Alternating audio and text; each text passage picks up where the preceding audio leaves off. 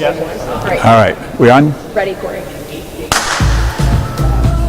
I'm coming to you today with Brigham Young in the United States Capitol to celebrate Pioneer Day, Utah's favorite holiday, which of course commemorates the day Brigham Young and the pioneers entered the Salt Lake Valley after a difficult and dangerous trek across the country.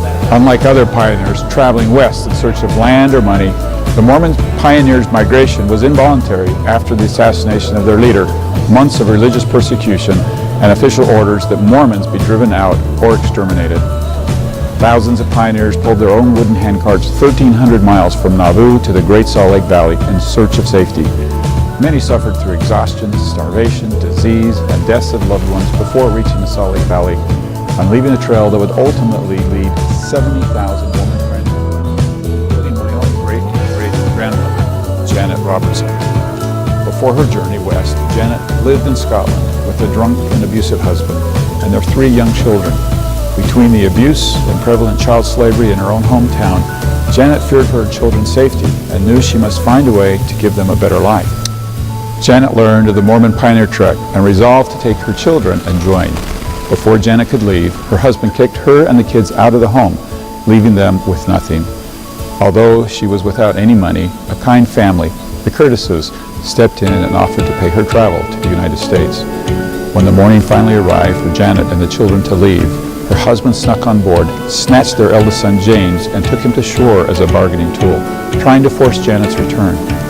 Faced with an impossible and heartbreaking decision to either go back to a life of harsh beatings and sentence her children to the dangerous coal mines or risk never seeing her son James again, Janet stayed on ship with her 2 children and continued her journey to Utah. After arriving in the United States, the Curtis family once again stepped in to help Janet and her young family prepare for their journey to the Salt Lake Valley.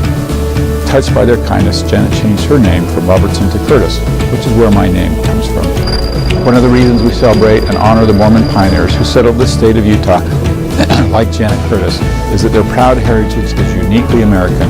What they sought, religious freedom, liberty, and a safe place to call their own, are the very same ideals the American experiment was founded upon. And just like those early pioneers, the people of Utah remain industrious, dedicated, and committed to a sanctuary from harm and persecution, starting from nothing and growing our desert state into a blossoming, bustling oasis. The pioneer spirit continues to live on.